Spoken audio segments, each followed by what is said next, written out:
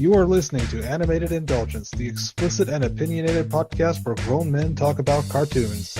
Each episode will pick apart, analyze, and dissect an animated series or movie. Warning, there will be spoilers, even potentially for shows and movies that are not the topic at hand. We may watch cartoons, but we don't watch our language. Discretion is advised.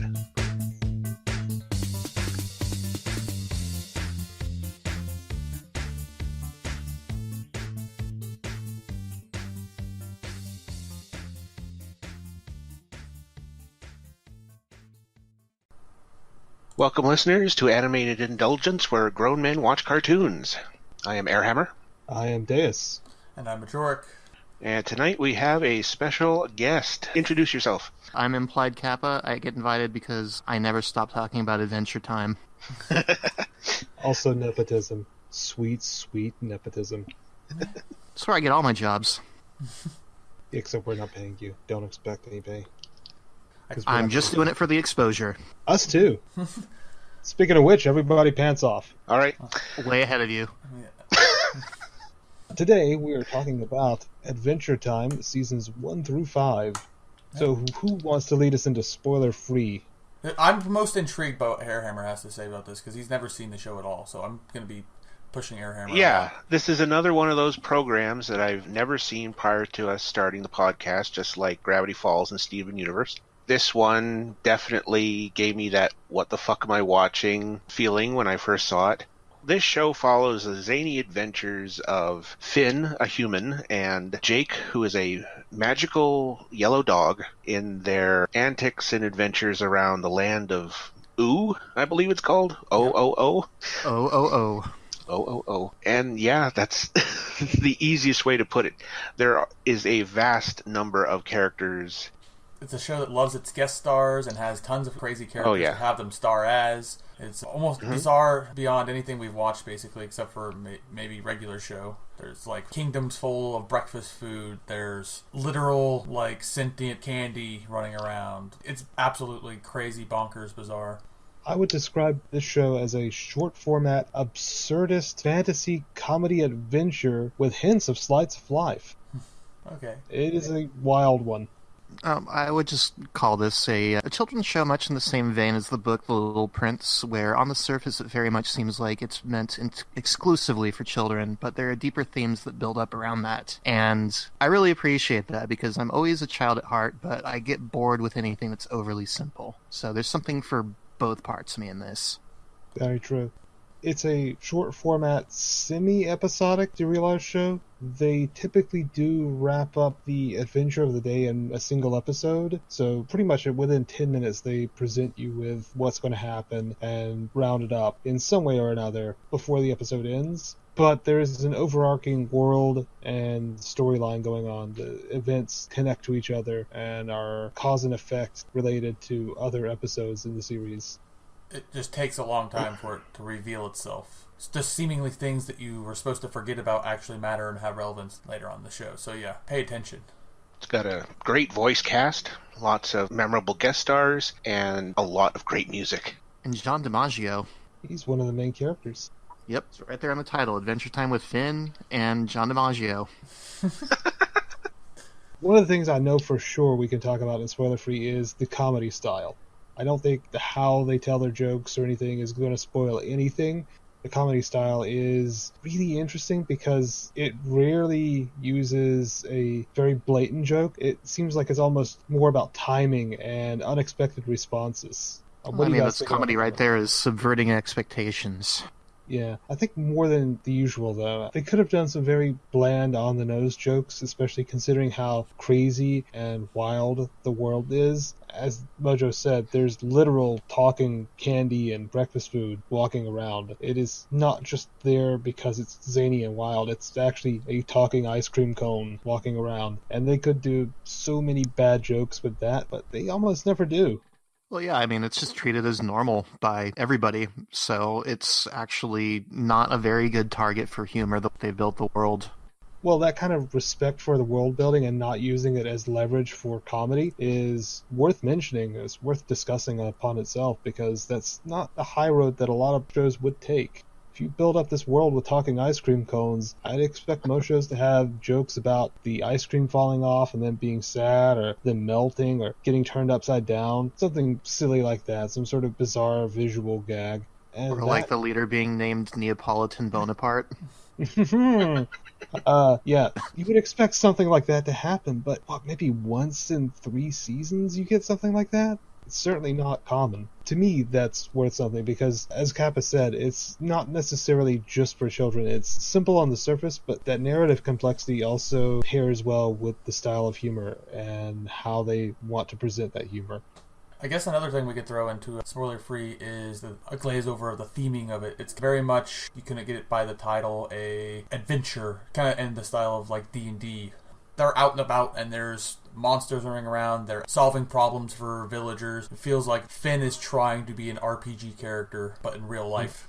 At the risk of spoiling one of my major influences and inspirations, I think of it very, very much as a natural progression from the old Super Mario Brothers cartoon. If you consider that world where there's talking mushroom people and fire flowers and Mario is on an adventure to save the princess every week, it's not far off from that, but progressed to a more logical conclusion where the pieces sort of fit in place a bit better.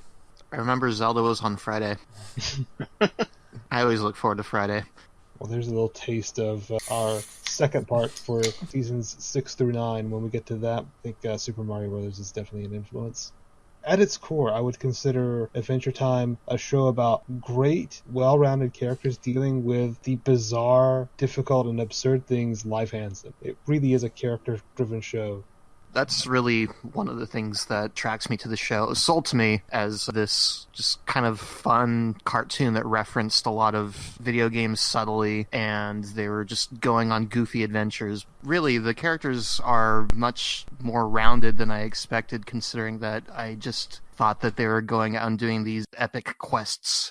It sounds like there's going to be a lot more action, and it's going to be all about the crazy shit that they're doing, but really it's about the characters every single time. Some of the best episodes are episodes where they're stuck indoors and it just becomes an introspective self-exploration. One of my favorite episodes is one where it's largely one character the entire time, and it's amazing that they can write well enough to do a full episode that way. I think I know which one you're talking about. But it's one I've referenced in conversation before. Yeah, I think I know which one that is. But they've actually done several like that. We watched one episode where BMO was pretending to do this noir murder mystery, and that was practically all BMO. That was really the first big character exploration they did with him, too. But that's another example that we actually watched that had a single character dominate the episode. So we already kind of dipped into it a little bit. Both Kappa and I wanted to jump into expectations. Please, I'm ready. My expectations for Adventure Time. I honestly don't know what to expect here. I have viewed, I think, 1 or 2 episodes on mute before. I know that the characters look rather quirky, but as I've seen of other shows recently, that is irrelevant. So. I'm not exactly sure what to think of this program, but if it is considered that popular, then I'm sure to enjoy it. What do you expect plot-wise? Well, I don't think it's going to be anywhere near a regular show, that's for sure. Like, how far do you go with a talking dog and a guy who has the most bizarre outfit I've probably ever seen on a character? I'm going to expect magical antics. Okay. I think that's the best way I can put it. Would you say you expect a serialized show or something more episodic?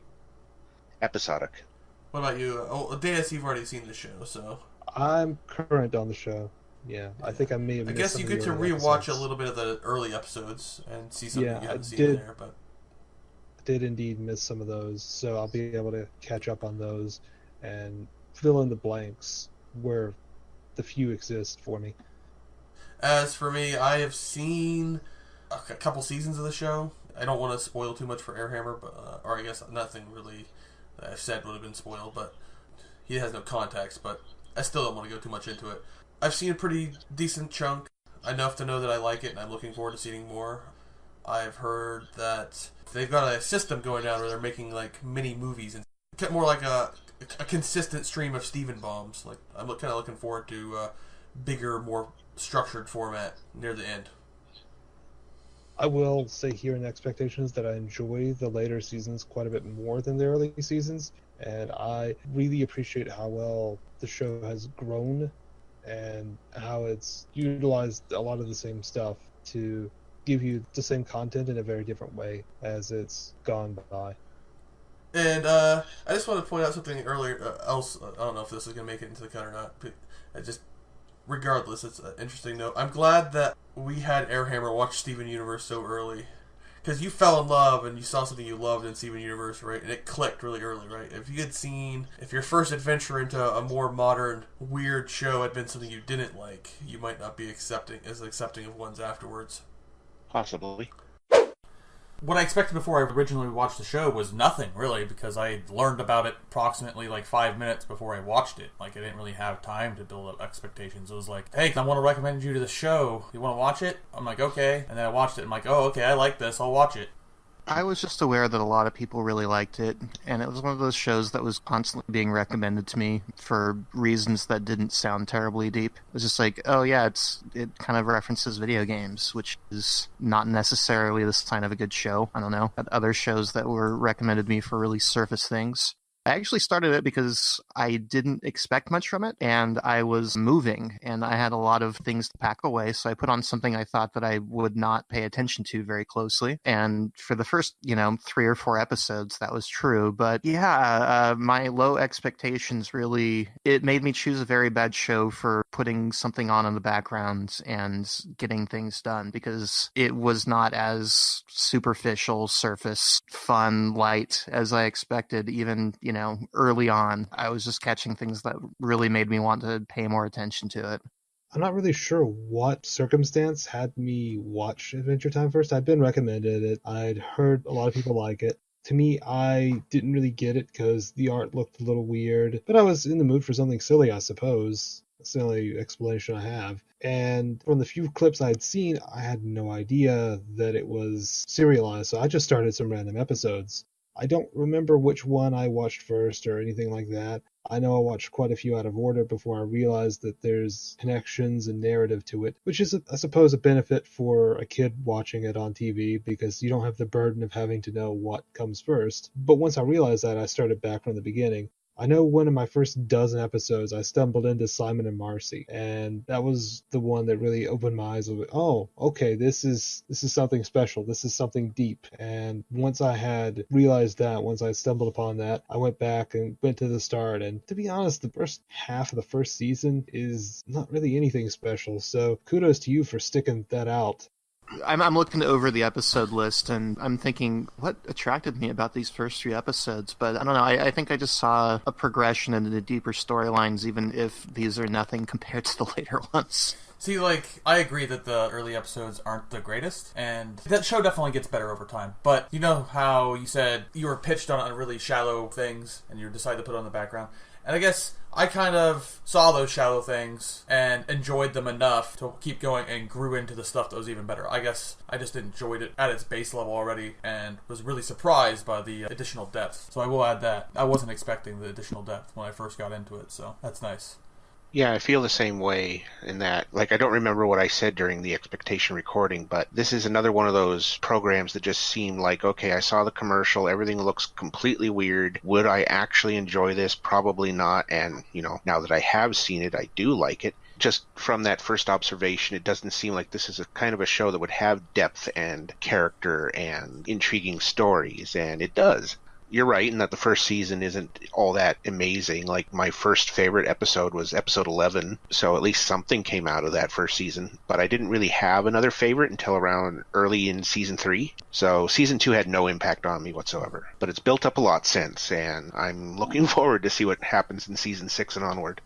I remember back in the summer, there were some points where we were probably just hanging out here on Discord or watching a stream, and I mentioned a couple of times that I had Adventure Time on in the background that I had on TV, but it was muted. I was only visualizing, and I think the episodes were from season 8, and even then I still didn't get it. For full disclosure, Kappa and I have seen beyond season 6. We've seen all the way through, I have at least seen all the way through the current aired episodes as of recording, which is mid-season 9. December 2nd, 2017. Yeah, I've checked the episode list 2 days before they started airing new episodes and said, still nothing. And then I've missed like a dozen episodes now. I've got quite a bit of catching up to do because I've only watched like a season past, or maybe barely even that, past our current viewing.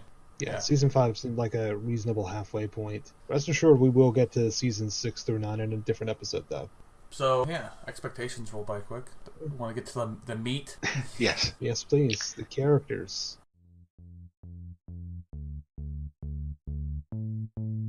Warning, the spoiler-free section is now over. Continue listening at your own risk.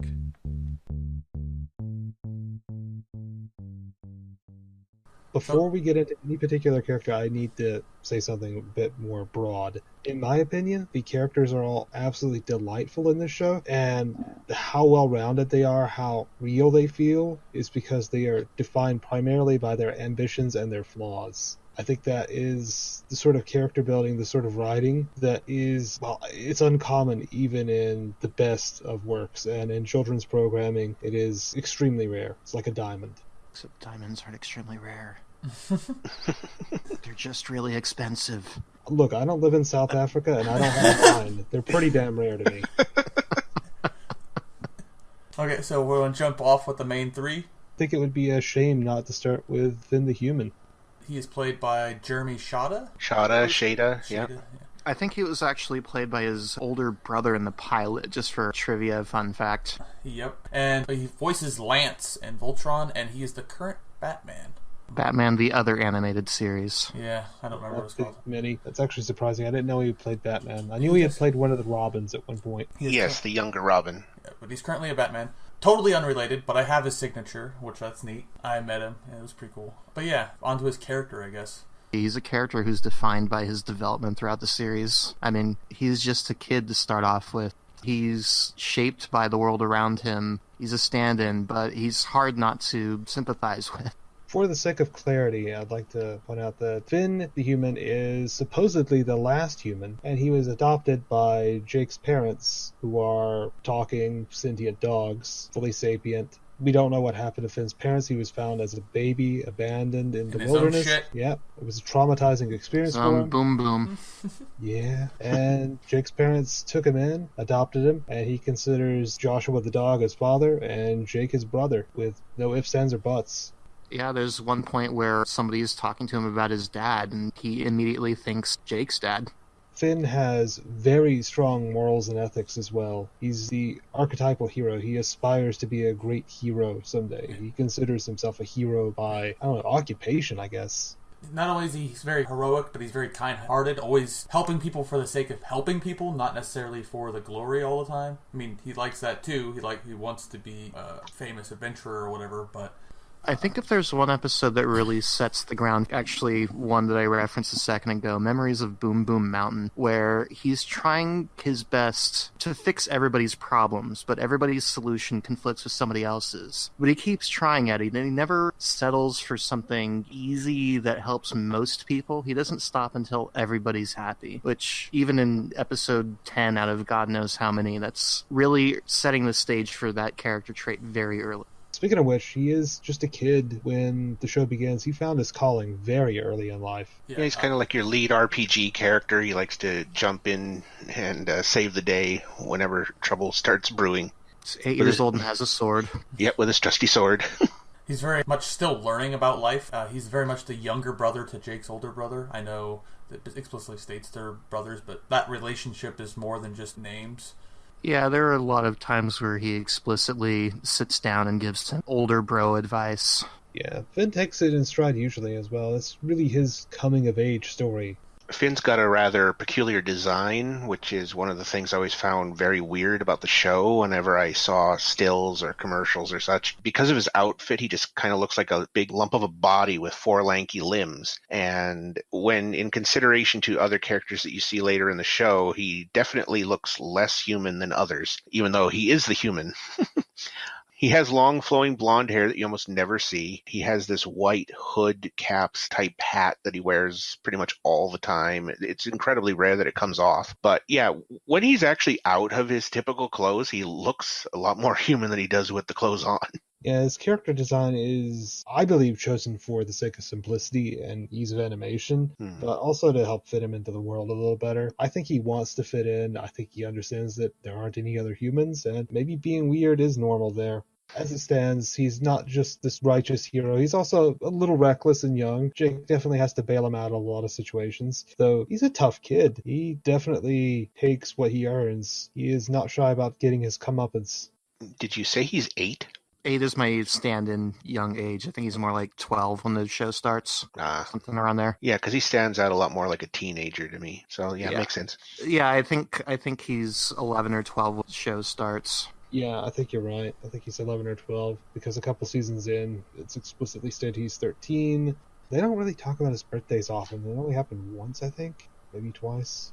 Yeah, most of his growing up isn't marked so much by age expressed as number, but as kind of coming-of-age moments. Though they do mention his age explicitly a couple of times. It's hard to tell exactly how much time has passed.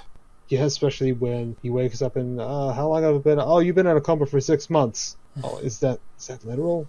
Are we supposed to start counting now? Finn is also somewhat spiritual. He's, I suppose, taught that in some ways from Jake, who's a very mellow guy, but I think he takes to it in a different manner than Jake, and he's meditative at times, despite his eagerness and rash behavior. When he feels like getting introspective and spiritual, he commits himself to that just as full force as he does adventuring and heroics. One time he discovered he was reincarnated from, a comet, a butterfly, a one-armed bandit girl. Since you're bringing up spirituality and such, I have noticed a particular saying that the characters will bring up often, and that is, oh my glob. Like here we have God, and here they have glob, G-L-O-B. I don't think this is referenced in any kind of religious manner or anything in the show. It's just that that's the word they use. Yep. Is glob a person? I don't know this. I will say nothing. I will say nothing. As far as I'm aware. You will say nothing. Hey, okay. Maybe. Okay. Which says a lot, probably, but I'm gonna say nothing. Outside the scope of this podcast, we'll say. Yeah, there's gonna be some to talk about later. You'll see that at some point. So we are on to Jake the dog, then? Yes. Jake the dog, played by John DiMaggio, as we brought up before, who has a very extensive resume, but a lot of people know him as Bender the Robot from Futurama. Or Waka from Final Fantasy X. John DiMaggio is well known for dozens of roles. He is prolific. Jake the dog, not so prolific. He's the ultimate slacker. I often call him the heart of the show. I don't know if everybody agrees with me on that. He's the fun, really. Most of the time I agree with that, yeah. I mean, there is enough depth to him that there are plenty of exceptions to that, but by and large, if you leave Finn and Jake to their own devices, Finn is going to be taking things very seriously. He's going to be very hardworking and try and make things right, and Jake is just going to try to get along. There's just one point where he tells Finn explicitly, I don't agree with this adventure, so I'm going to be the comic relief in this episode. And then he's completely stupid for the entire episode, and it's so Jake. You call him the ultimate slacker, but he's no Rigby. Oh, that's true. No, he is the ultimate slacker, because he actually succeeds. He's got that balance. He's very zen. He knows exactly when, where, and how to slack. He does not overindulge. He's got it perfected. I like that some of Jake's most fun conflicts are between his desire to just be Jake and to do the right thing. Like, he'll be caught between saving Finn and eating a sandwich. That is, like, the ultimate Jake dilemma. And because he is Jake the dog, he has fantastic stretchy powers. He's an anthropomorphic yellow dog who walks on 2 feet, usually, does people stuff, talks like a person. Everybody else understands him. In fact, there's several other dogs who do the same thing. Dogs are just like that. And Jake's stretchy powers are absolutely unique to him. When you first watch the show, his stretchy powers just seem like cartoon absurdity, like Mickey Mouse's rubber banding from back in Steamboat Willie, where his legs go crazy. No, Jake's actually doing that. That's literal to the show. And his solution to the fin or sandwich thing is to stretch out his hand into a giant catcher's mitt, have his hand do all the work while he's standing there eating the sandwich with his other hand. His stretching abilities are the absolute, like, craziest you could think of. Mr. Fantastic has nothing on Jake. Jake can, like, fabricate entire, like, false people out of, like, a lump of his fat stretched into another person, and Jake's also a ventriloquist. I think my favorite Jake episode, as far as the stretchy powers goes so far, is the cop episode, where he is just obsessed with turning himself into cop things. And so he turns himself into a badge, a cop car, I think a gun at some point. And he's just going nuts. It's like the best visual gag, and it's always the same character. Yeah, I agree. I think the cop car is the extent of how far they take the stretchy powers, not because it's the limit of his powers, but because it's a visual gag in most shows. It's completely absurd. It's like, look at me, I'm a car now, that's the joke. No, with Jake actually turns into a cop car. He literally does that. He's got cup holders because he really likes being cop stuff. I'm curious about his love for cop stuff because he kind of has a shady past, even though he didn't know it was wrong. Yeah. I didn't know it was wrong.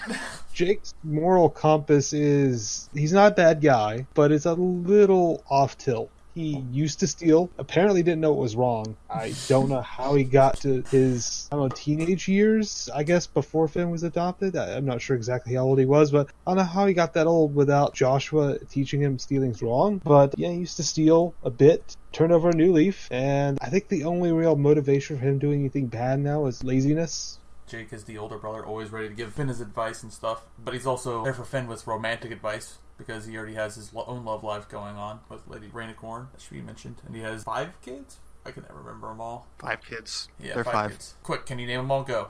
Jake Jr. I'm done. Jake Jr. I'm done. Yeah, quickly. Okay, hold on. I can at least do 3. I know Kim. I know Jake Jr. TV. Oh, TV was the other obvious one. Yeah, TV's a pretty obvious one. Viola. That's 4. I'm sorry, I forgot the 5th one.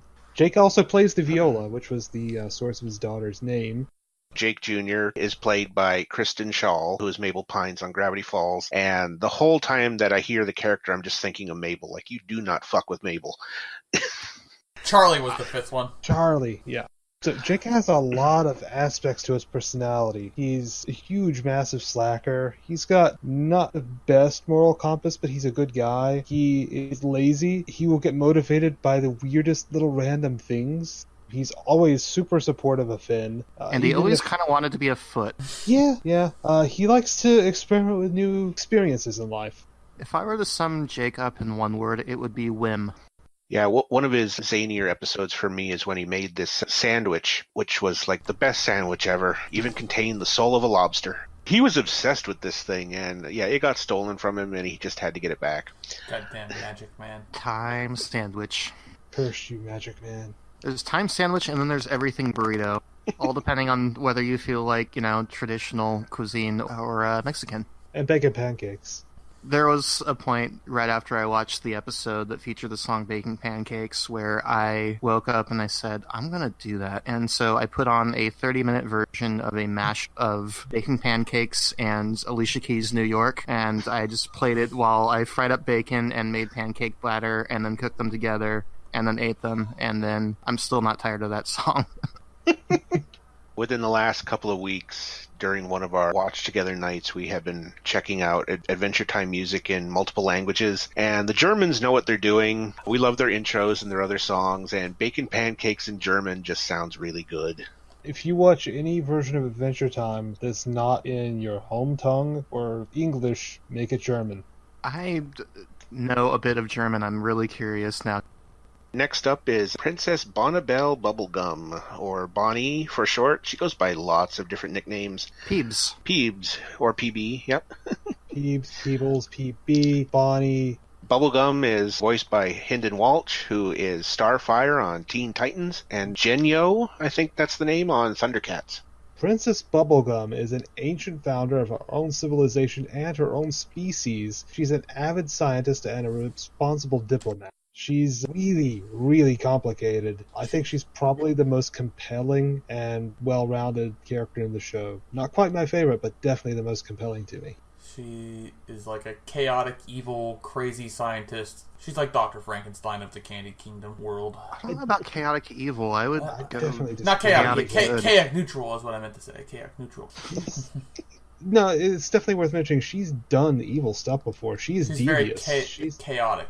I disagree. I think she's a control freak. She doesn't like chaos at all. She controls way too much and can't let go. She doesn't play according to society's rules. Exactly. Like, she built her own society. Why would she have to? It's those things that make her so weird. She's basically a demigod to the Candy people, and she's a very approachable, real, normal person to Finn, Jake, Marceline especially, even sometimes the Ice King. She's a scientist at heart, but she takes up the mantle of ruler of the Candy Kingdom more often. I think sometimes she'd be happy if she could hand off the crown and just be a scientist all day, but she doesn't trust anyone if she can't let go of control long enough for that to happen. She's that boss, if anybody has had that boss. I was going to say that she's very chaotic in her scientific endeavors. There's scenes where she's just like, has her specimens, she's just willy-nilly, like picking them up, cutting off their legs and attaching them to the other ones. Just like absolutely no disregard for sacrificing James. And like, dude, we could just respawn him. We could just like recreate him. She's very... I think that's what makes her. That's what makes her really compelling. She's willing to sacrifice someone if she doesn't think there's any other way. She's willing to make the tough calls, and she's super, super interesting as a character. I don't know how long it took the writing team or Pendleton Ward to think of her and to round her out, but she is one of the most complete characters that I think I've ever seen in any television show. You could put her into any setting, and it's pretty clear what she's going to do. She's one of the very few that I could say that about. Most characters aren't fully formed in the first several episodes. She's just a princess, and then they kind of break all of that by making her actually fully in control as the ruler of the Candy Kingdom, and also a scientist. And they've kind of developed her flaws as the season's gone on. I'm going to disagree with you a little bit there, because the first episode, the first time you see her, she's in her lab equipment. She's a scientist immediately. The first thing she's doing is trying to reverse death. I didn't mean to say that the scientist thing was developed later on, but they were trying to break her princess mold from the beginning by making her a scientist and also the primary ruler of the kingdom, but they developed her flaws later. Well, I mean, she obviously had a flawed approach to solving the reversing death thing, but the questionable nature of her ruling has kind of grown depth over time. Yeah, I don't know what else there is to say for me, but I find her one of the most interesting characters to think about, but not necessarily one of the most amusing on the screen. She seemingly cares very deeply for her people, but also they're very much disposable to her. So that's the conflict that I see. The thing is, it's both true. She does care very deeply, and each one is disposable for the greater good. And there's the conflict between that she triumphs in. I still try to understand the character, really. Like you mentioned chaotic evil. Well, that is true in one regard. Lemongrab. Well, that was a mistake. One person that I wish she would dispose of. But it's Justin Roiland. You can't get rid of Justin Roiland. I was not a fan of Lemongrab. No. Yeah, and those episodes are grating, but I just find them absurdly entertaining, regardless of the character. See, you mentioned her... Not liking Lemongrab? Save it for later. 10,000 years dungeon! Save it for later. Oh, man. No trial! So clipped. So clipping the audio there. Okay, you mentioned her species at some point. Do they really elaborate on that? Like, she is basically human in form, but she has pink skin and her hair is literal bubblegum. She is expanded on in later seasons in more detail than you might expect. She is a really, really interesting character, though. She's, as far as I know, one of the first candy people and really created the entire species scientifically. Well, I think scientifically, just to not be alone, I guess. I'm not sure what her motivations were, but she's like a god, a mother, a queen, and the crazy mad scientist all rolled in one for all the candy people. Yeah, like there's an episode where she reverses her age to the point where she's basically a child or a very young teen, and as a result, this is where we're introduced to Lemongrab, and because of her age, this deems him capable of becoming ruler of the Candy Kingdom in her place, which she then returns to her original age to take it back. Which shows that even when she's reduced in age, she's responsible enough to take the kingdom away from a loony maniac like him. But we'll get to him in detail later. Oh, God. We've talked about Lemongrab, but I think it'd be a shame to skip ahead of Ice King. Agreed. Yeah, we have the Ice King, a.k.a. Simon, played by SpongeBob himself, Tom Kenny. Also the voice of Heifer from Rocko's Modern Life, or Dog from Cat Dog. Just about. Oh, he's got such a big resume. Yeah, and everything. As prolific as John DiMaggio. The Ice King was a human. He's been enthralled by an ancient magical crown who's kept him alive and driven him mad at the same time. He's been alive for over 1,000 years and doesn't really remember his past. He's obsessed with kidnapping princesses. But yeah, I mean, you see him as just this really archetypal Snidely Whiplash kind of villain who kidnaps women and wants to make them love him, which kind of speaks to how lonely he is. He just becomes this tragic figure more and more as the show goes on, where we don't necessarily see him as exclusively evil for shallow reasons. He doesn't have a lot going for him. Makes it really hard to outright hate him. He's hard to like, but you pity him. He is very over the top. He's always kidnapping princesses, but it's almost like he doesn't realize that it's wrong half the time. It's like, I didn't know it was wrong. It's obsessive. It doesn't matter to him if it's wrong or right. He has this urge to do it. And we find out throughout the course of the show, when we discover parts of his history, that his compulsion had to do with his history. His girlfriend, his fiancée, disappeared after the magic started taking hold of him. He was just a normal person in a normal magic-free world like today, and he put on this crown that he bought from some Norwegian dock worker, started spouting off weird stuff, started having visions. When he took off the crown, his girlfriend was terrified, and he never saw her again, and his nickname for her was Princess. He's always, for the last 1,000 years, been looking for his princess. That's the only thing he's got left that he can hold on to. And he doesn't even remember Betty, his beloved. He just remembers the nickname, so he's obsessed with kidnapping princesses. His memory loss is quite an allegory for Alzheimer's and dementia, and the episodes where Marceline and the Ice King are together on screen are always very powerful and poignant because they always touch on that. Marceline knew him from a long time ago before he lost himself to the crown, and she misses him. It's almost like you're talking about two separate characters. The crown is partly the crown and Simon, because you mentioned the princess thing and other aspects too. Like, he knows that he has an affinity for Marceline. He always comes back to her, in her words. He always hunts her down for some reason or another. Simon is very much a caring person. He loved and cared for his girlfriend, obviously, but also when he found Marceline, took her in and took care of her. Used the crown despite not wanting to protect her. And you see all those aspects flood into his other half. He's also a complete loner. He lives alone in an ice mountain in the Ice Kingdom, Not surrounded completely by... true. He's surrounded by a There's lot of penguins. Gunther, Gunter, Gaunter. Okay. I guess I can cut you off. There are so many other characters living in the Ice Kingdom. Yeah, a bunch of snow golems and a bunch of penguins, all named Gunther, Gunti.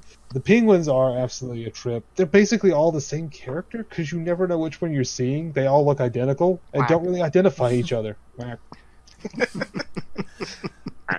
There's one that likes breaking bottles. Or maybe more than one, who knows? Maybe, I don't know. At least one of them likes breaking bottles. So I think we should touch on Betty for a moment. We've spoken about her, and she really does sort of belong in the Ice King's part because she's part of his story. I don't think she would stand up much as a character on her own without talking about Ice King. Betty is a normal human from normal human times before magic. She was magically taken from the past to the future, to the Ice King's time, because she wants to cure his mental degradation somehow. She loves him and wants to save him from the crown. We don't see a whole lot of her in the first 5 seasons. We're going to see a little bit more, but she's never really a prominent character. Yeah, she's more like a C-lister. Yeah. But she's so entwined with Simon's story and his struggle against the crown. Well, I guess we've brought her up. We should move on to Marceline the Vampire Queen, voiced by Olivia Olson. Absolutely beautiful voice. I need to get this name right. She played Vanessa Doofenshmirtz from Phineas and Ferb. Yep. And you remember that episode of Steven Universe where Steven walks in on Sadie singing to the radio? Oh, yeah. Well, the radio was Olivia Olson. Huh. Neat. She is a kind of mellow, half-demon goth girl turned vampire with severe daddy issues. Yeah, when Marceline was introduced, I didn't quite get the character. She was really just kind of being mean to Finn and Jake. I wasn't catching on at first that the whole thing was just a big setup and pranks, and she was really just trying to be friendly and screw with them. She loves fucking those people. Her father is a vampire, her mother is human. Clarification, her father is a demon. Demon, okay. She is half human, half demon. She was a child way back when Simon had lost himself to the ice crown. And at some point became a vampire. Yeah, are those 2 holes on her neck birthmarks or actual holes from her being bitten by a vampire? That's a spoiler, but I'll go ahead and tell you, it's a vampire bite. It is a bite. Okay, just making sure. Yeah. She did not have that bite when she was a child. That's how you can tell that she's not vampire when she's younger. What is that, like a Season 8 spoiler? Maybe. See, I like most vampire, demon characters. She can fly. She takes on a more feminine form, although her true form is really demonic and bat-like. Unlike most vampire characters, though, she doesn't drink blood. Instead, she drinks the color red. Yeah, I always found that weird. Which can include blood. She has no aversion to drinking blood. Yeah. She's done it. She just doesn't need to. She'll turn a apple gray.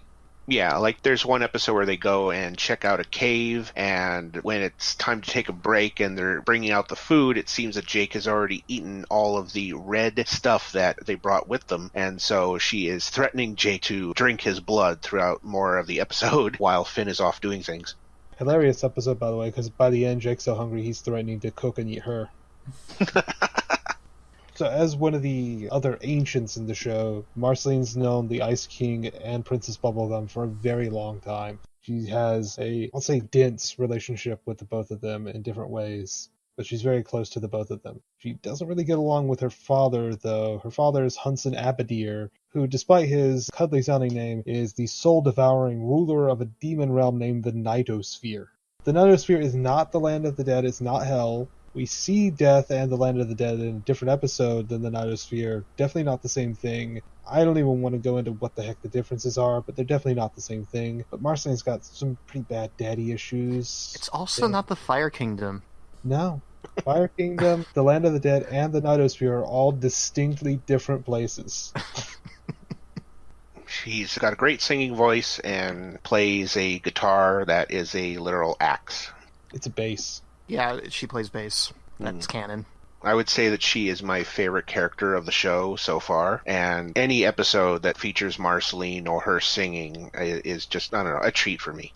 I want to talk about my favorite Marceline moment. Okay. Favorite Marceline episode, anyway, which is one where she's hanging out with some of her friends, and they are trying to trick Finn and Jake into believing that they are also going to become vampires. And there's this neat moment where she has to break with her friend and being thought of as cool because they're going too far with their pranks. And so it kind of shows the divide between the image that she's putting out and who she really is.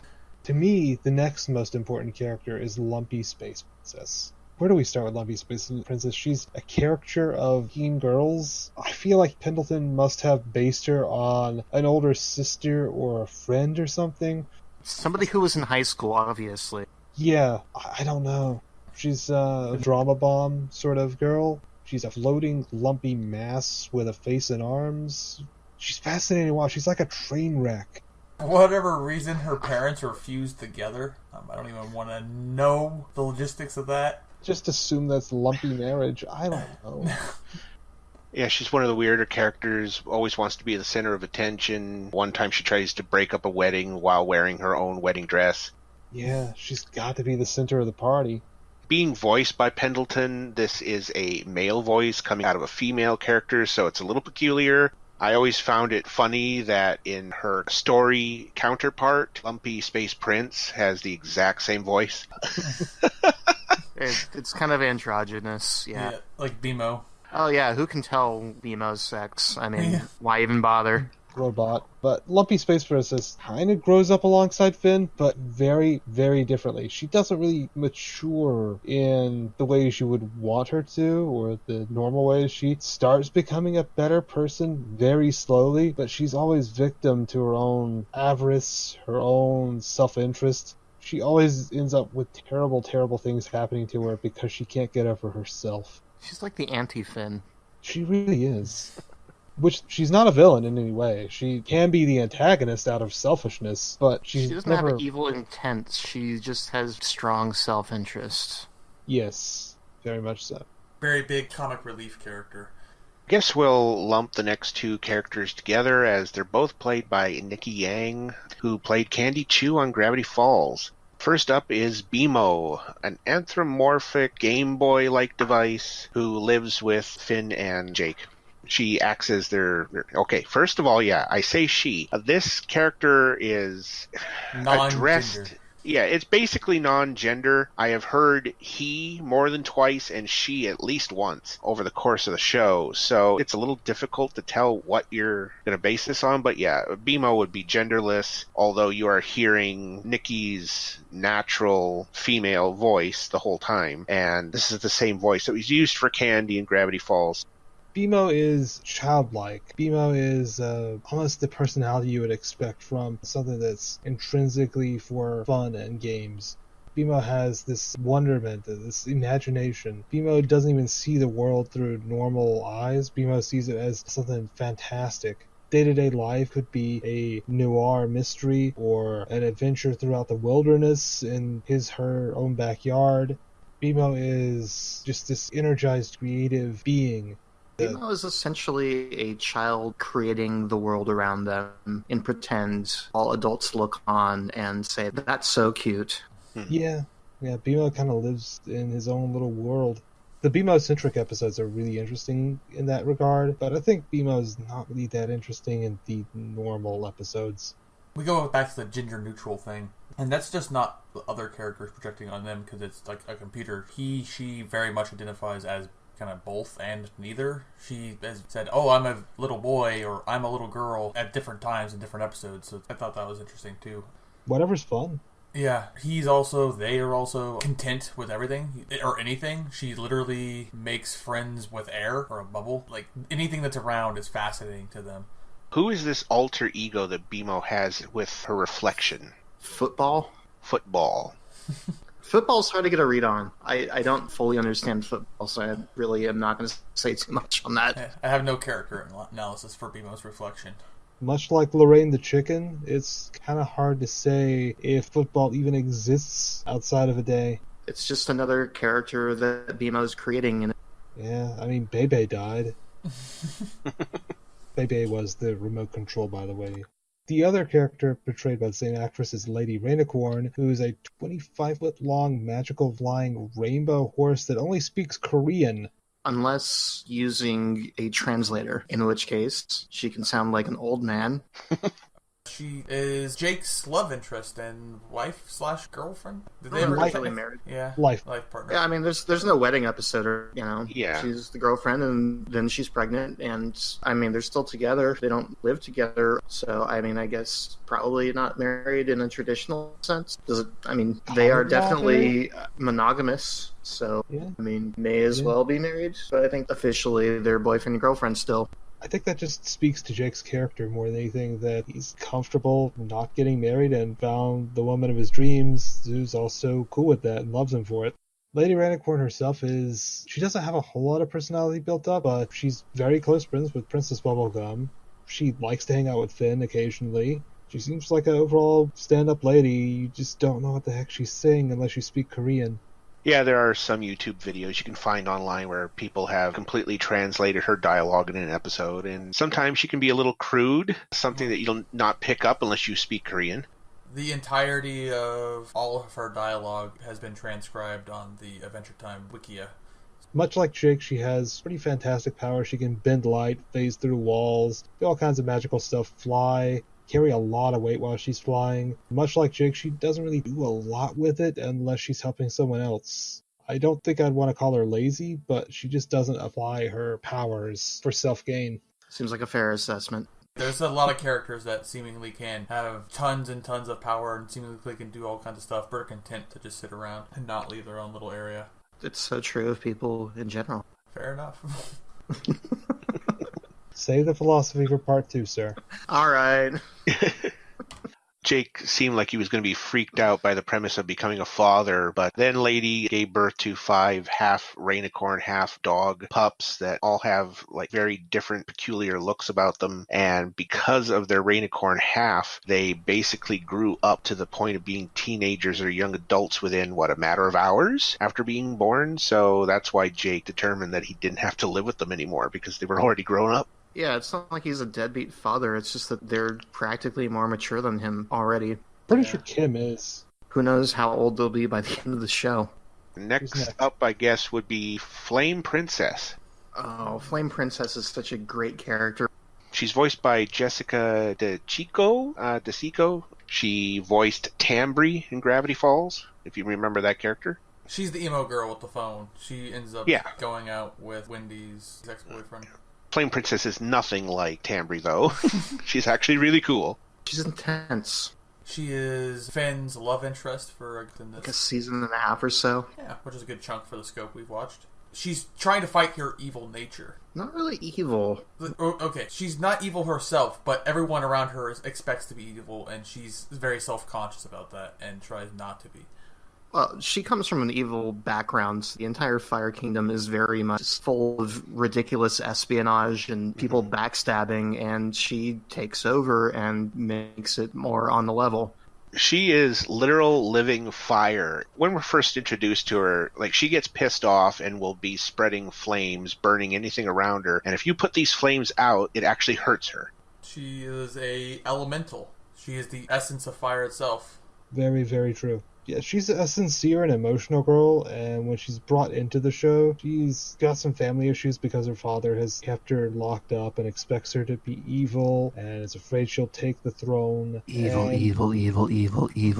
One of the things that I found frustrating about this entire story arc is when Jake goes to find her, because Jake's the one that discovers her, Jake's the one that's looking a girlfriend for Finn, didn't want to find one that will physically harm him or one that's evil, but he takes what he can get, and Flambeau, little flame elemental, casts a fire protection spell on Jake. At no point in their entire relationship did they go up to Flambeau and say, "Hey Flambeau, can you protect me against flame so I can kiss my girlfriend?" It pisses me off because they didn't forget that when Cinnamon Bun abandons the Candy Kingdom and goes to become Flame Princess's knight, he's always seen blue with that flame shield on. Mm-hmm. They didn't forget that. Just Finn and Jake were too dumb to do that. That's so out of character and so frustrating for me. And it's really one of the low points in the storytelling for me. Yeah, kind of big continuity. They wrap him up in aluminum foil. They didn't find a way to do it in a way that... They immediately just wrote themselves into a corner before she was introduced, and it was frustrating, and it let me down. That was one of the few missteps from the storytelling perspective that really always got to me, and to be honest, I was happy when Finn and the Flame Princess broke up, because I didn't have to deal with that anymore. I don't know. I just really like Flame Princess. I like her as a character, but I like her more as a device for getting Finn over Princess Bubblegum. What's up next? Magic Man! Yeah, let's go ahead and get this asshole out of the way. Magic Man is one of the antagonists of the series. He is, to me, the most hateable character in the series. He's not fun to watch, he is playful and fun to himself, but you end up seething and hating him the entire time. He is nothing but pure evil. He is basically the Joker with omnipotent powers. He's god-awful. I really like Magic Man for his contribution to the series, him being a likable character, but up until his introduction, largely the episodes revolved around there being kind of like morals to the story. And the moral to the story where they introduce Magic Man is sometimes people just suck. Like, Finn was turned into a foot. Magic Man's an asshole. He is, to me, completely unlikable as a character, but in the villainous way. He is well suited for his role as an antagonist in a foil. He's like a real-life internet troll. He just creates misery and controversy and pain wherever he goes for no reason. Who else?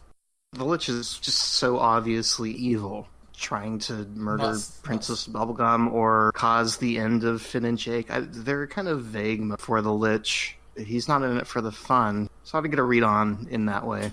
The Lich is, to me, the embodiment of oblivion. He is presented as a major challenge to all the heroes. He is never funny. He is single-minded in his desire to end all life. He is a schemer. He is a plotter. He is magical in some weird way where he can possess other entities. He is unknowable, and he appears to be one of the greatest challenges the heroes will ever face. I think the key here is that he is never funny. He never makes jokes. He is never the butt of jokes. The writers make it very clear that while he's on screen, nothing funny happens. And he's like the only character that is that way. Even Magic Man as a villain has funny moments, and even other serious characters who present serious ideas and things crack jokes. Say the gods and entities, Prismo and Cosmic Owl, right, are in themselves kind of jokey. Party God, yeah. But he is 100% serious. There's no laughs, jokes, anything to do with him at all, in any regard. And he's the only thing in the entire show that's like that, basically. I love how alien he is. He is unknowable. I said before, he's the embodiment of oblivion, and I really believe that. I think that's the best way to present him. There's not a whole lot about the character that really stood out to me, except for that episode where he went into that other dimension to change the past. Yeah. Where the Jake was secretly the Lich. No, the one with the mechanical arm and the Jake that was still really a dog. Yeah, instead of just trying to pretend to be a dog and saying, dog, dog, dog, dog, dog. I think you mean bark. Yeah, the Lich has some amazing story episodes. Some really, really good narratives around him, but as a character, he's one-dimensional by nature, by purpose. His character design's kind of cool. His art is like this really dark, gritty zombie monster. He's a lich. Yeah.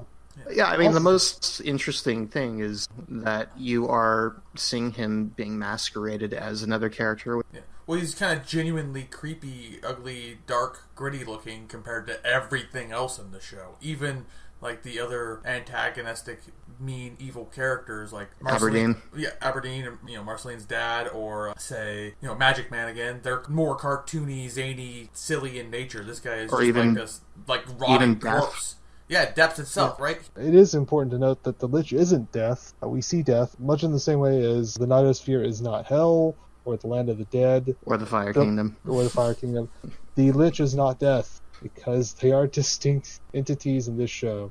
I'm not sure how Death and the Lich really interact. I wish we could get that in an episode. Maybe we will. Maybe. But yeah, the Lich is, I would say, the main antagonist of Adventure Time as of this point. We should talk about Tree Trunks. Tree Trunks is really hard to talk about. Tree Trunks is a tiny little elephant. She sounds like my grandma. Maybe she's not as old as she sounds. She's very sweet, but she's got some weird ideas, and she's unsettlingly comfortable with her sexuality. She likes to make out in public and stuff. She's really sweet. I mean, she bakes good apple pie. She lives on an orchard. She's really nice, but I feel uncomfortable wanting to distance myself from her. Yeah. Have you ever been out with like a older relative or something that just says something very... Yeah, you're right. It's just uncomfortable. It's embarrassing. It's not even like racist uncle status. Yeah, it's just...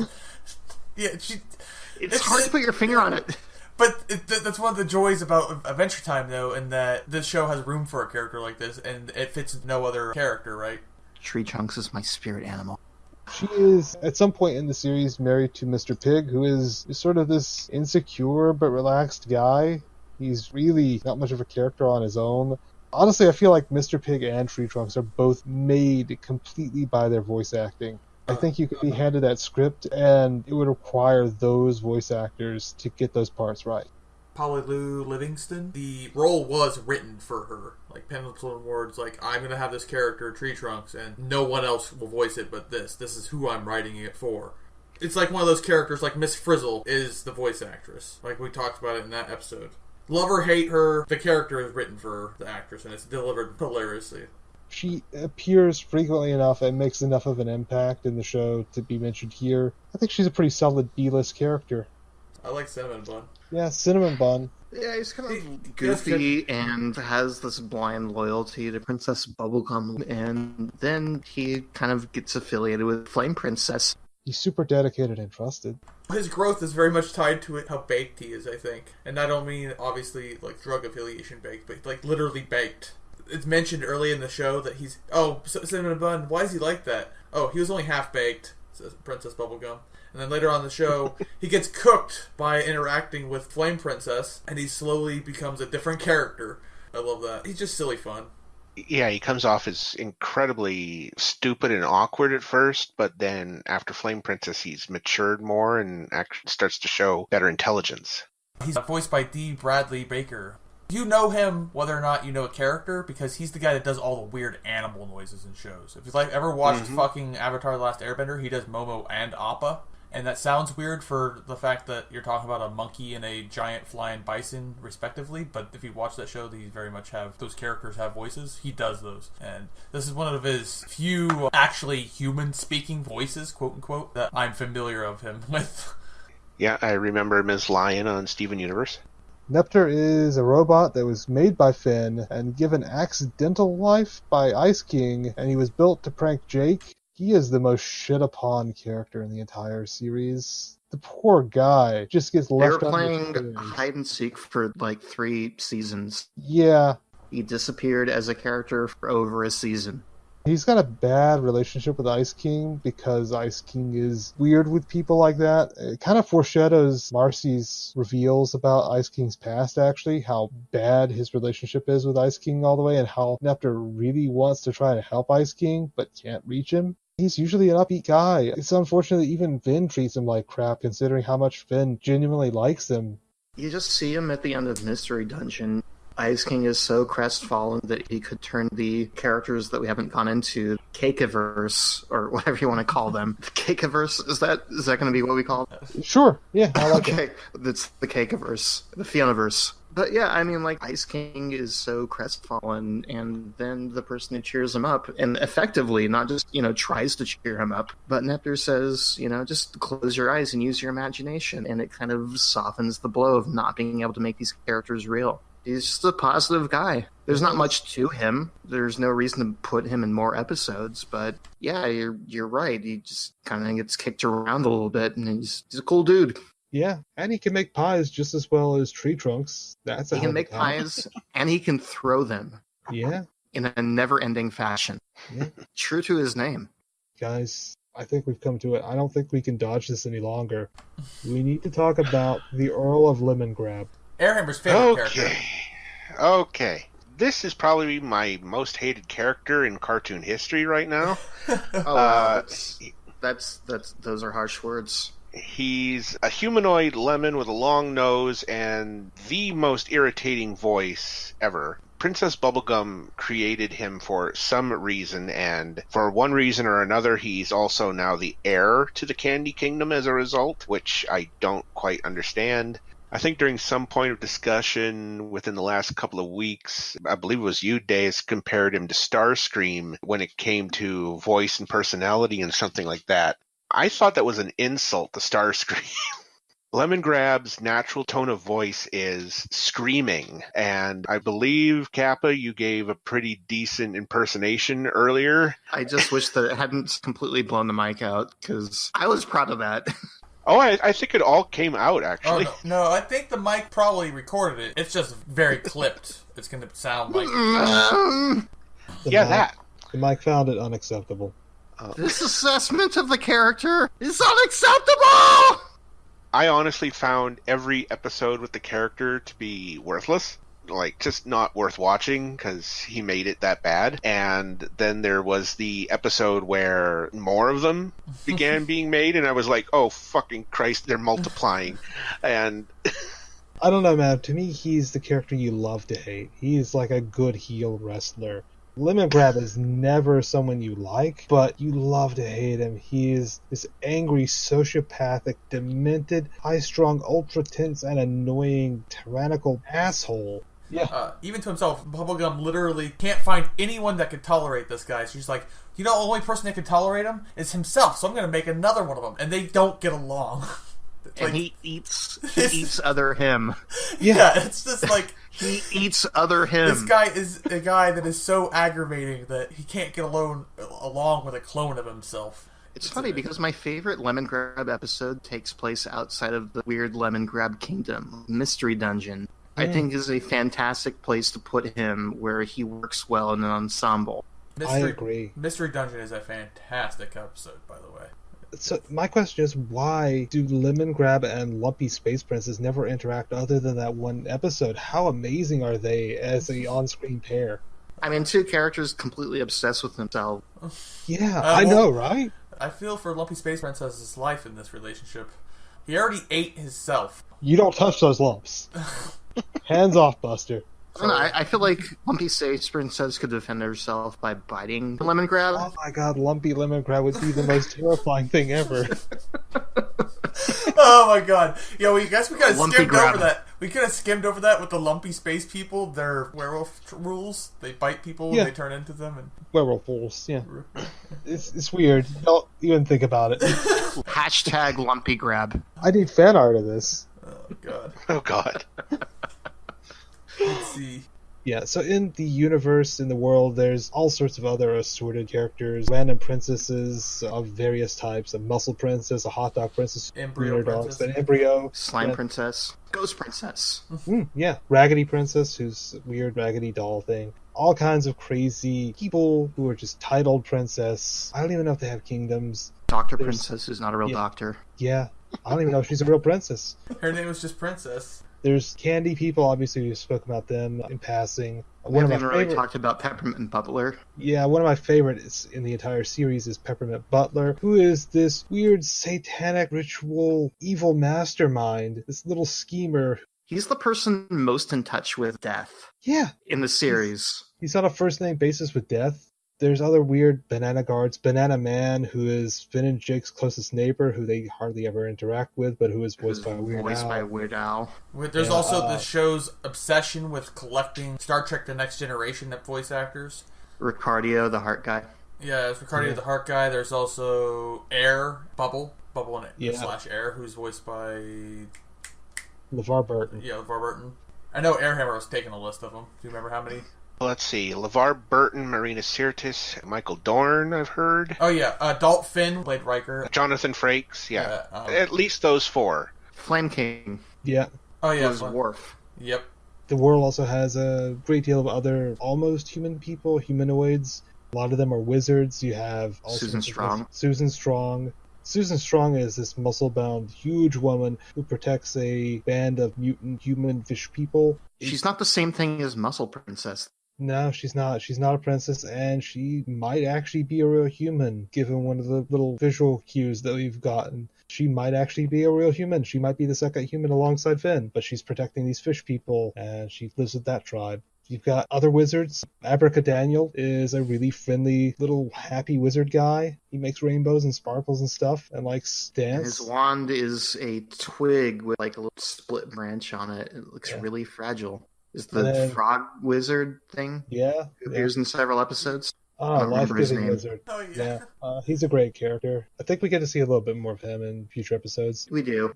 So one of the best characters for me, one of the best small-time guest characters is Prismo, who is this cosmic entity. Kumail Nanjiani. Yes.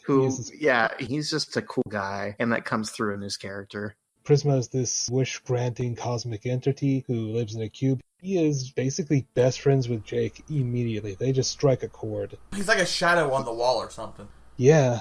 He's a lot like Jake, but he has a strong sense of responsibility. So when Jake wants to use his one wish to get a sandwich, Prismo's like, I could make you a sandwich.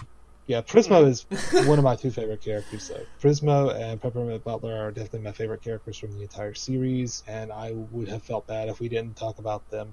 I think that just about does it for characters. There's so many other little characters, so many candy people. There's so many one-episode characters. Root Beer Guy. Root Beer Guy, yeah. Battle Balls. Mr. Cupcake. Princess Bubblegum convinced him to sacrifice himself. James. That's the guy thing. And the ogre? Yeah. The big ogre? What was the big...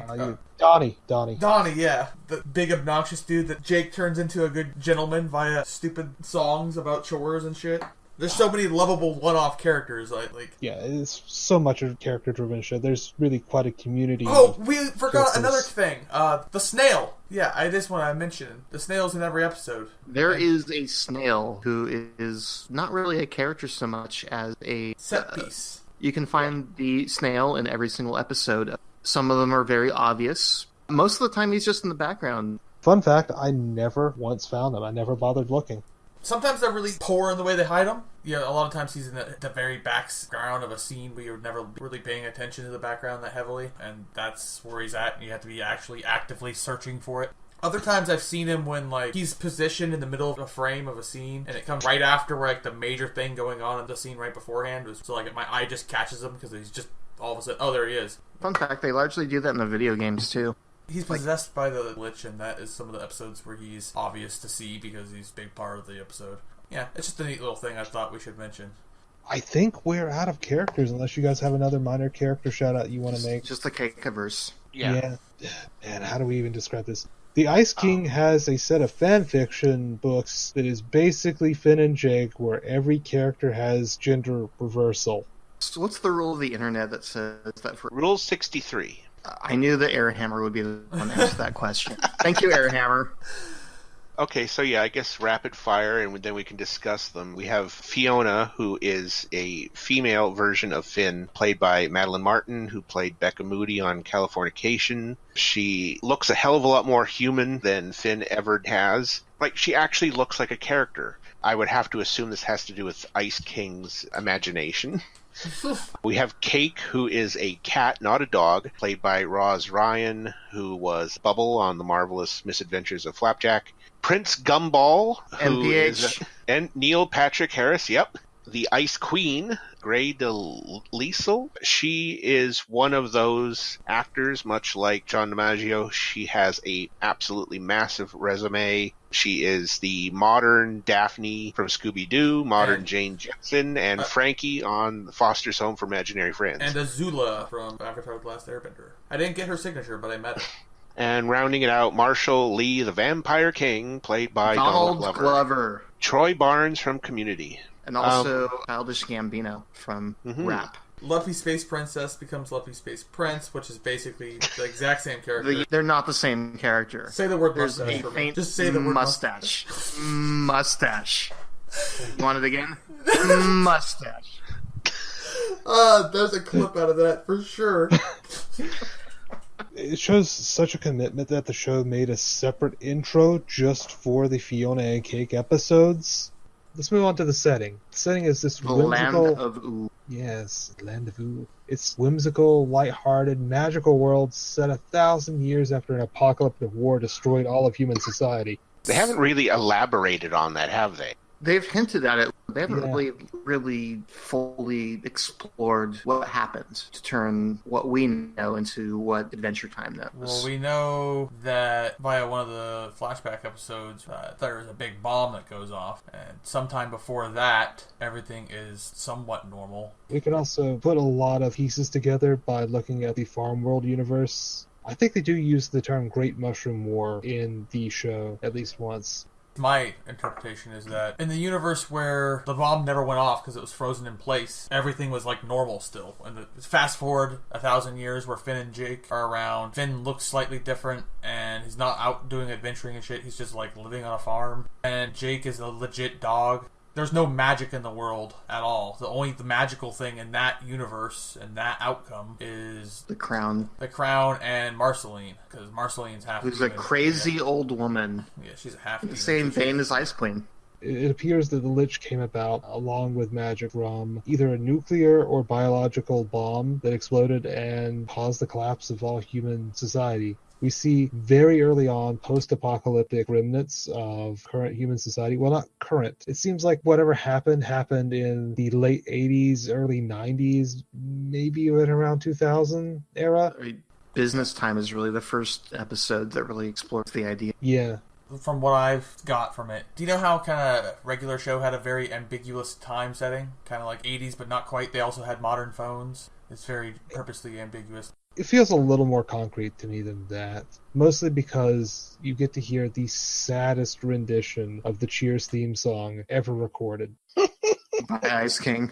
Yeah. Fair enough. I feel like everything is targeted exactly toward people my age in this world. There's so many VHS tapes, so few CDs, more tube TVs than flat screens. It feels like an age of transition into more modern technology before things fully switched over. And to me, that means mid-90s-ish.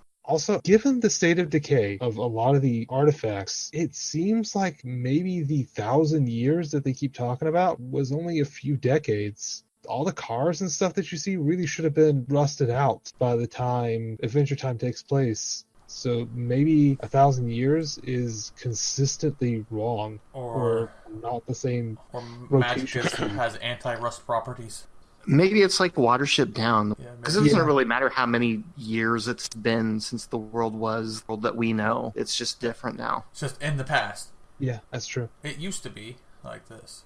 The existence of magic is also a pretty major part because you have so many weird, wild kingdoms that are the main setting, and I guess the nearby wilderness is also part of the setting. I'd say the major setting is Finnedrake's treehouse, adjacent to the Candy Kingdom, and I guess between the Candy and Ice Kingdoms. There's also, like you said, a whole bunch of other kingdoms in this world, and they're all of varying sizes. Tree Chunks lives out in the forest.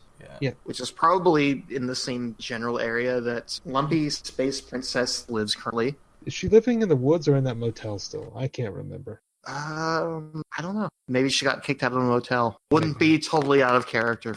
No, it wouldn't. But the setting is absolutely fascinating because it comes off as this absolute storybook nonsense, but you have to take it as literal. I think the Great Mushroom War is one of the defining parts of the setting, but we just don't know enough yet about it. It's just this great disaster. It's Ragnarok, it's Armageddon, it's the end of the world. Yeah, Earth is no more, and who took its place?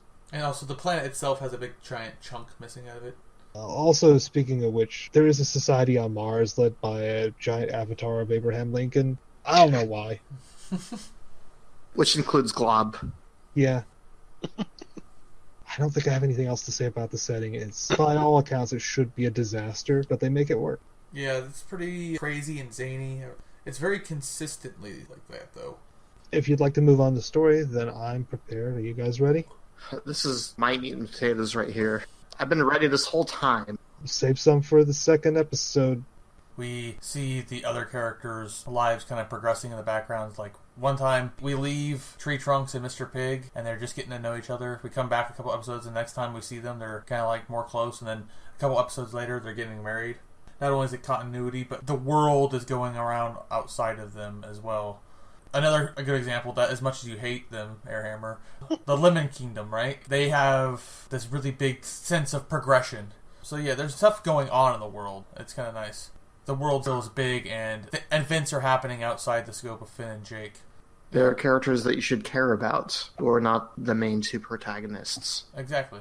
The method of world building using those little chunks, those little bite-sized pieces of lore and narrative, I think that's shared amongst a lot of short-format modern shows. Rebecca Sugar took that into Steven Universe, and in a lot of the same ways, I feel like the short format of Adventure Time does hurt certain episodes. I feel like a lot of them, despite the very good pacing, could have done with being a bit longer, and I think they should have employed two-parters earlier and certainly more frequently. To me, the storytelling method is very strong, but they don't always resolve the stories in a way I find fully satisfying. The overall big narrative, the unveiling of what's going on in the world, that's very satisfying. It's like scratching an itch every time you find out a little bit more about the Great Mushroom War. It's really interesting every time you see Marceline and Ice King on screen at the same time, because you know there's some little tidbit here, something hidden in the dialogue that hints at something bigger. Even Marceline and Princess Bubblegum, their weird, rocky, almost romantic relationship that they've got going on, whatever happened between them in the past, we don't know for sure, but every time we see the two together, we get a little bit more of a hint. Yeah, I noticed how a number of episodes just ended very abruptly. Often with a Jake fart. The first episode ends with a fart. It's not Jake, but it's a fart. So, we already kind of covered voice actors. I still want to say that the entire cast is great. All the guests are great. A really big highlight of the show is how many just great people and personalities and well-known. You're going to catch the voices, and it's fun seeing so many people you know in a show that's so fun and entertaining. I'm surprised they haven't brought H. John Benjamin at this point, since H. John Benjamin is in everything.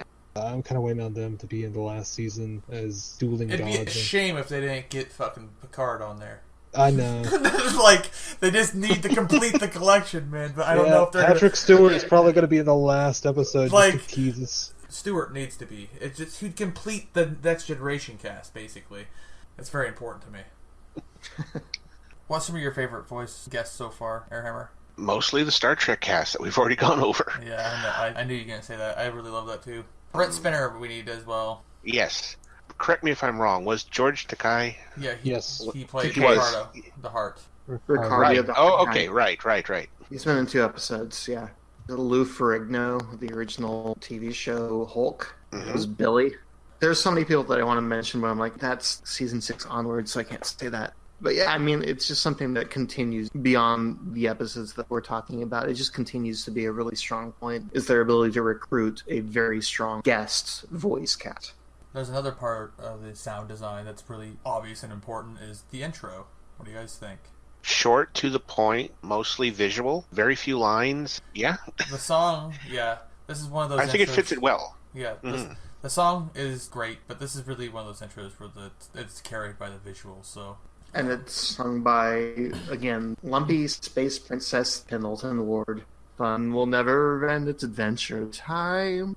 We watched all those episodes and we saw the intro every single time, but from the source that we were watching, we saw the end credits maybe twice that entire time. And outside of that, I've also watched the end credits in German once on YouTube. It's a very nice, little, beautiful song.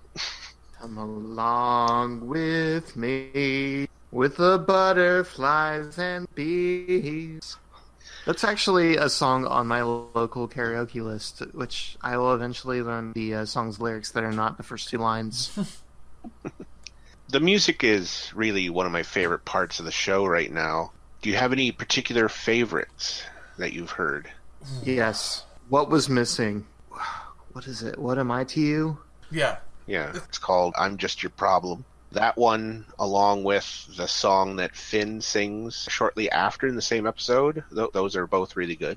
Remember You, where Marceline sings with Ice King, is also very nice. Bacon Pancakes and Tough Tootin' Baby are... Tough Tootin' Baby is my favorite running gag of the entire show. Every time that it pops up, it's completely unexpected, and it's always just coupled with this image of a young Finn in a diaper, just mashing his hands like he's doing the fucking twist or something, and it's always there to embarrass Finn. I'd like to point out that the songs are most of the time in universe. Like, the characters themselves are singing them. Kind of like Steven Universe follows the same approach that the characters themselves are singing them. Unlike, very rarely do you see the songs as narrator over the top of the action type stuff. I know this is a hard example because regular show use actual real-life music. There's a couple exceptions. Like, there's a couple songs where they're playing over montage while, like, Finn and Jake are evicted from their house by Marceline. But for the most part, the characters are singing in universe. I just thought that was something to point out. It's not like music played over it. Couple others that I enjoyed are actually from the alternate universe. Oh, Fiona and Good Little Girl. And Bad Little Boy. Bad Little Boy. Because Donald Glover. I'm always going to rep Donald Glover. I just think he's a great contribution to the show and everything that he's ever done. Yeah, this is also kind of like I don't know if her debut, but Rebecca Sugar, who would later go on to make Steven Universe, kind of started here. She wrote a lot of the songs, which is not a surprise considering she'd go on to do the same in her own show. I think her debut was probably the outro song, Butterflies and Bees, or whatever it's called. You can definitely tell when she's been a part of any given song. I don't even know how to describe it. She has a feel. Long story short, the music's great. The songs are fun. Yeah, you can definitely pick out some of her music. The song Oh Bubblegum that the Ice King sings definitely has similar tones to that of part of the extended Steven Universe intro theme. I definitely picked up on it when I heard the background tones. What about the actual sound effects themselves? Did any of you guys know anything? Because I sure didn't. The sound effects were realistic in style. They weren't really slide whistles or plops or anything Looney Tunes Tom and Jerry cartoony. They definitely sounded more real world for the most part, which I think lends to taking the environment more seriously and taking what you see on screen more seriously. I think if there were any slide whistle drops or cartoony splats or whatnot, it would take you out of the moment. Yeah, it's very straightforward. It doesn't try to do anything super amazing, fantastic via the sound effects. It's always the zany art style that pulls you in, and the sounds are just there to accent it. The art style is simple, silly, it's vivid colors, it helps blend the strange and weird world with the comedy. I find the designs are visually appealing with a lot of curves, a lot of simple shapes put together. They were probably built partly to be easy to animate, but I think that helps the presentation. A lot of the characters are simple shape for a body and then almost rubber hosed limbs, a la early Fleischer cartoons and early Disney cartoons. Cuphead. Same influences, yes. Yeah. The backgrounds are also extremely rich in detail. We've talked about the snail before. The snail is certainly not the only thing you can find back there. The backgrounds are super rich in detail. It's a really interesting contrast to see very simple characters on backgrounds that are full of little nods, references, and details. The art is very, very consistent. There's a lot of shows we've watched and talked about where they have lots and lots of character models, lots and lots of characters that are in the background, like Transformers, like, you know how many I've seen a number of different Transformers there are, right? Mm-hmm. But, like, they fucked up all the time. Why is this character here? Or why is that character miscolored? You know, whatever. You don't see that in this show. You never see a random candy person out of place. You never really see big, glaring, obvious mistakes. I think the general normal Adventure Time art style is absolutely brilliant because you can never really tell what's literal and what's a gag until after it's passed. You don't know if it's funny until something has occurred that lets you you need to decide whether it's funny or not. That is so brilliant. I think that kind of plays into what we were talking about in the first couple chunks of this episode, is that really there are so many characters that you kind of dismiss as one-off characters. The rest of the universe did not take them seriously. The art style just harmonizes with that entire philosophy so well. The fact that it works very well with it, the fact that the sound design helps you take it seriously, that it's an accent to it rather than something that would normally go with it based on the visual style. Everything is fine-tuned to give just the impression that the team wants, and I think that is very remarkable. Yeah. It speaks to the quality of the entire production team. I also like the way that a lot of the characters are very simply drawn. Finn would not be a hard character to draw from memory. A good juxtaposition to that would be the Lich and Ricardio's face as well, which are both villains, at least antagonists. Yeah. Every once in a while they go very realistically looking. How about we round out this recording with references and influences then? Yeah. Sure. Okay. The two things that stuck out most to me, especially throughout the first season, first of all is how much of this program influenced Terraria, because there is so much in here. Blade of Grass is totally a direct reference. Weapons, monsters. In episode 4, they mention the Wall of Flesh itself, so... Yeah, a lot of these are shared references with Dungeons & Dragons and tabletop RPGs. Mm-hmm. Terraria came out a year after Adventure Time came out on television, so there definitely appears to be some major influences there. Another one that hit me was Animal Crossing, which came to me when I saw Tree Trunks for the first time, in that she is this colorful little elephant that lives in this very well-decorated home out in the woods. I don't know why, but I just imagined Tree Trunk's voice, but Animal Crossing-ized. Like, you know, like the Charlie Brownification? Like, Animalese. Yeah, Animalese. Somebody mod it. It almost kind of fits, too, because you have Finn, who is essentially this only remaining human that is living in a world full of animals and other weird creatures. So it's almost kind of like you combine the human playable character of Terraria with the human character of Animal Crossing, mix the two worlds together somewhat, and that's Adventure Time. Like Lady Rainicorn, do we actually know what she is? Like, I understand that a Rainicorn is a thing here, but she reminded me of the, what do you call him, Wyvern from Terraria again? There's definitely lots of, Airhammer kind of hinted at already, influences from classic tabletop-y RPG elements. I'm going to avoid any specific influences or inspirations because I want to save that for the entire series in our second episode. But I'll say that there weren't many direct references that I spotted.